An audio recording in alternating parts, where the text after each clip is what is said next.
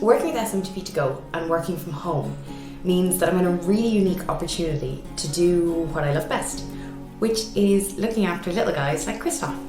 So in the 5.5 years that I've worked with SMTP to go, I've fostered 64 abandoned puppies and kittens. And some of them have needed bottle feeding because they've been newborns, others have been about 3 or 4 weeks when they've come to us, and they all stay with us until they're ready to be adopted. For some that might be 8 weeks, 12 weeks, for others we've had them until they're about 6 or 7 months. So all of this is on top of our regular family. We have 2 dogs, 3 cats, 2 chinchillas and a tortoise, and our most recent addition, which is a betta fish. So all of these plus the fosters means that things can get a little bit crazy, and it means that without being at home all day every day, it wouldn't be possible to do it. Christoph was one of a litter of 11 puppies who was found abandoned in a cardboard box in Madrid. So 6 of them went to live with one foster family. We got Christoph and his 2 sisters, Elsa and Anna, and 2 more went to another foster home. They came to us when they were 3 weeks, and they're about 9 weeks old now, and Christoph is due to go to his new home in a couple of days.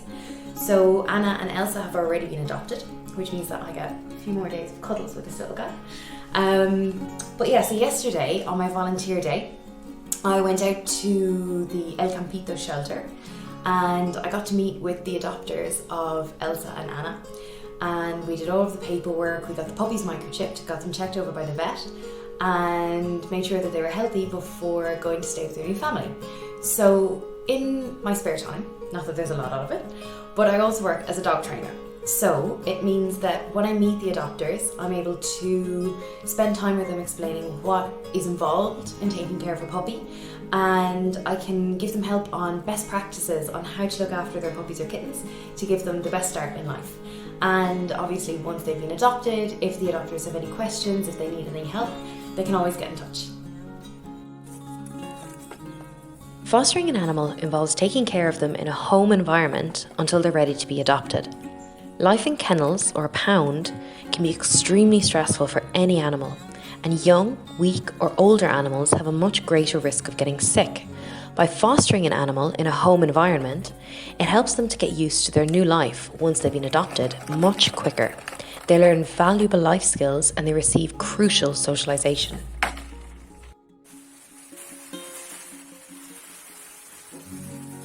Socialization is especially important for puppies.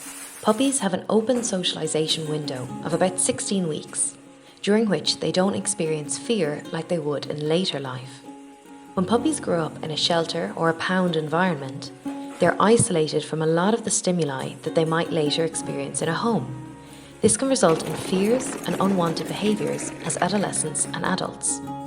By raising puppies in foster homes, we're exposing them to things like other people, other animals, children, sounds, bikes and cars. By teaching them that they're nothing to fear as puppies, this will also help them later on in life.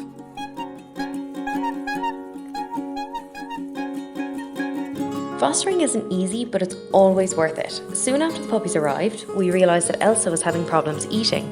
We took her to the vet and he suspected that she had megaesophagus, which is a condition that means that she can't swallow food properly. We had to feed her 4 times a day in an upright position, and we had to keep her in that position for 30 minutes afterwards too. We tried a lot of things like feeding her in a bucket, in her arms, even in a pint glass. In the end though, a friend bought us a doll carrier and it worked perfectly. Luckily, after a few weeks, we were able to slowly reintroduce her to eating normally, and she's been fine since.